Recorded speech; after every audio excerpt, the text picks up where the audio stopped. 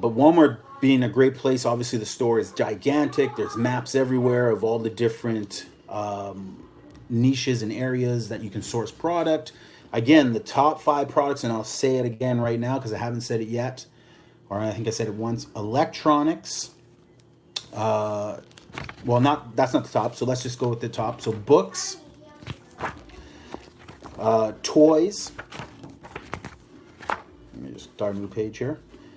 Books, toys, electronics,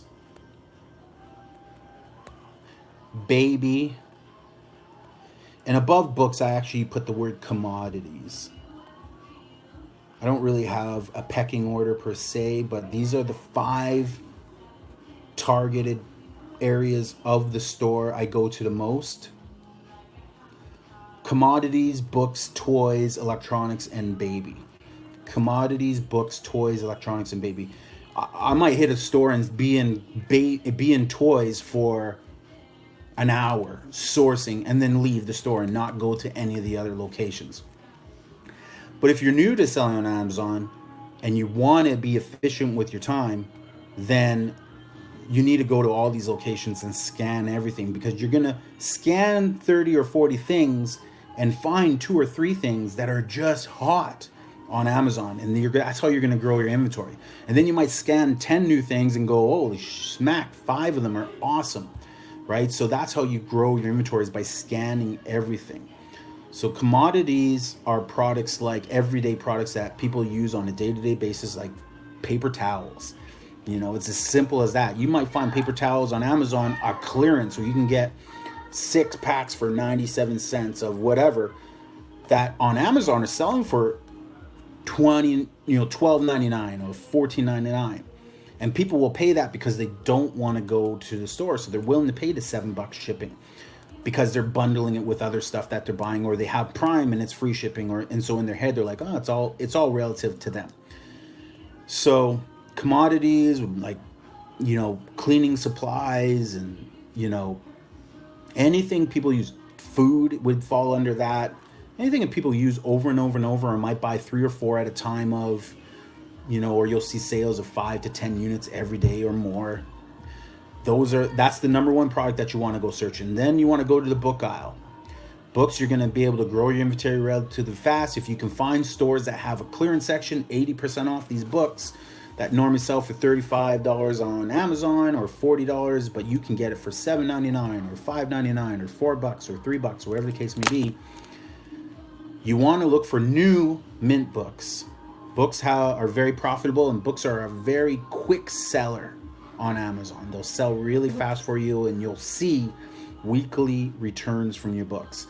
I bet you if somebody goes out right now in this video, they're watching this video, and tomorrow you go out and you source 20 new books, and by today being the 13th, let's say by next week, so the 20th, you ship all those books to Amazon, I guarantee you within you'll have a paycheck, your first 2-week paycheck.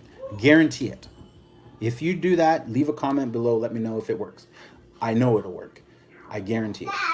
If you scan all the books on your bookshelf, let's say you have a library at home and you have 100 different books, or you are an avid reader and you have 500 books, scan every book. Pick out the books you've never read in a few years, put them in a pile, then find the ones that are profitable, whether they make you $2 or they make you $10.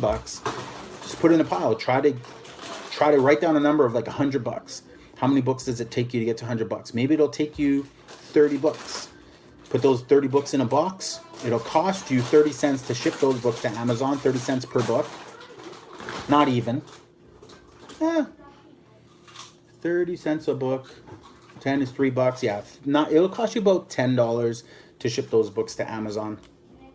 That big box probably weighs about 25 kilograms. It'll cost you $10, maybe a little bit more, maybe $15. But you're going to turn around and sell that for $1.50 to $5 to $10 profit per book, depending on the popularity of the book, or the maybe not the popularity, maybe the high demand of that book, because it's not available. So it just depends on where that book falls. The next one is toys. So commodities, books, and then toys. I had to toy because I can buy toys. So this is where the word arbitrage comes into play. So retail. all the stores in the world, arbitrage. You got to be great at shopping for deep discounts, products that are on sale, and trending products. Trending products are this. Let's say a company launches a product, it's like amazing. 2 years ago, I did LOL Toys. That's when it came out. LOL Toys was the hottest toy on the market. 7 months before, 2 years ago, I said LOL Toys would be the hottest selling toy in the toy section during Christmas. I went and sourced a bunch of toys. I went and got unrestricted for the product, went sourced a bunch of toys and made a whack load. We ended up sourcing like $5,000 worth of inventory from those toys. We ended up reselling it for a lot more money, a lot more profit.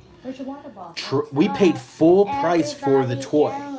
We were able to then resell it on Amazon for double the amount. So trending products sell for double, if not more, than what you buy it for full retail. Meaning the inventory is going to be available everywhere you go. It's going to be full price in that the store that you buy them at. The hot LOL toy, we bought them for $100 a toy. We were reselling them on Amazon for upwards $220 per unit because it was the hottest product on the market. And there are so many of those products at places like Walmart that are just regular price, but when you scan them, they resell on Amazon for double, you know. And so you're making, and not just double, but not only that, but they're topping the charts on the Amazon billboard, meaning they're low rank, like they're number, you know, top 100 toy or top 10, meaning Amazon sell roughly 500 to 1,000 to 5,000 units every month. It's easy to do the math if you count the amount of sellers there are. You check your if you're into expanding your business, you buy Jungle Scout. You run the numbers to see how much that product sells per month, and then you do the math, because Jungle Scout actually shows you how much this ranked product in this category sell per month. The number one ranked product in the toy category sells in Canada roughly 5,000 units per month. In the US, I think it's up 40,000 units per month. If you can wrap your brain around that, if there's 10 sellers at 5,000 per month of the number one ranked toy, that's 500 units per month you could legitimately send to Amazon and sell every month. You could sell more if you have the best price, right? So toys often have trending, and then there are categories in toys that are clearance and blowout categories, and you can make a lot of money with the toy niche, especially in this quarter, because people are buying now for Christmas. People are buying their toys and their gift ideas now and shipping them to Amazon, but consumers are already buying now. It's September, they're already buying their presents now. So think about that. Next up, so commodities, books, toys, and then one of the most profitable categories that you can make per unit is the electronics category. The electronics category in the retail arbitrage world. So you go into any electronics store, you start scanning in those stores, you're going to find a lot of products that are super profitable. And electronic can be anything computer related, can be anything digital related. Digital is hard to sell. A lot of digital is gated, but I mean, as far as digital, I just mean things for your phones, computer related, home related. You know, there's commodities and electronics that people buy very frequently that they have to use on a a day-to-day basis. And then there's really popular hot products that people want. And then there's, with electronics like video games, there's nostalgic stuff, there's old stuff. You can sell used and new in the electronics. You can go into the record business. You can stay in the video game business. You can go into the DVD business, the movie business. There's so much profit to be made in the electronics niche. And again, the volume is there. It's in every store that you go to. Even a Dollarama is an electronics section. So it's easy to source from that section. You just have to go and scan your products there. And then the fifth product that I put on there, and there were a lot to choose from, it'd be about 10%. little less than 10% of the volume of the products that we do. But I decided to put the baby product in as the 5th one. I could have honestly put like a lot of other product areas. I could have put seasonal as the 5th one and just said, look, check your seasons, be proactive on seasonal stuff. I could have put kitchen. I could have put, you know, clothing. There's so many things, but the reason I put baby in there is because baby, for most new sellers, is restricted. So by putting it there, when you go to scan baby, it says, oh, you're restricted for this category. You can't sell in this category, baby category. But baby is actually relatively an automatic approval category when you apply for it. You just have to have sales under your belt, meaning you have to have sold some stuff, and Amazon has to see your account as being an account that actually is a legitimate account, a professional account. So 1, you have to be a pro seller, or you should be a pro seller. 2, you have to start having sent in inventory, and your inventory has to be selling. So there's some metrics for Amazon to look at, or the Amazon bot, because the approval happens within 5 seconds of you applying for approval.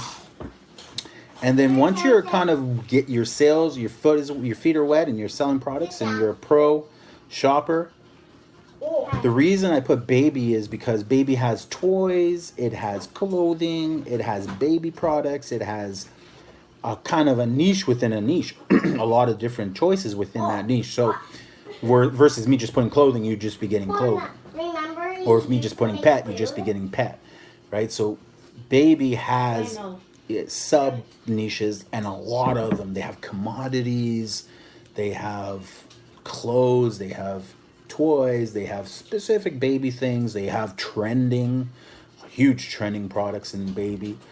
Baby you can find in every store. So that's why I put it as the 5th most effective place to source your inventory from.